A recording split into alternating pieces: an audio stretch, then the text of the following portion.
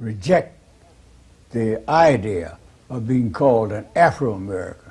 Dr. Williams, if all of the things you say are true, if Africans had such advanced civilizations, hundreds of kings and one African kings in one kingdom before Jesus Christ was born, how did Africans worldwide and Afro-Americans get in the shape they're in? How did these great kingdoms, this great civilization, fall to civilizations that didn't come along until thousands of years after theirs were already established? They built cities and so forth and so forth. And so this is why you had this great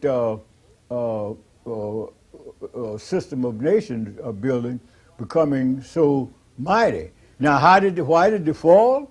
They fell when this began to decline internally, and when the forces, the external forces, over centuries of effort, finally gained the day. These nations had laws, strict laws, barring foreigners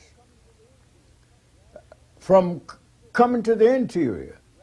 Then the same system of gradually settling around the borders, that is foreign traders, and supposed to be traders, but most of them were geographers and others representing foreign, would establish little trading posts, just ask for permission to establish trading posts on the border. We don't want to come in, we don't come in, we just want to do business with you.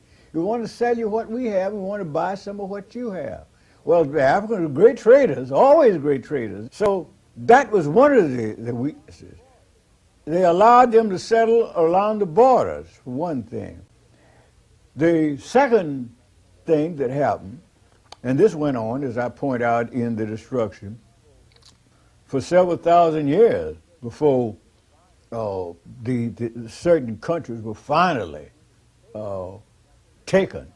And when they were taken, like Egypt, look how many times Egypt was taken and retaken. You say blacks gave up Egypt. Are you saying the Egyptians were black?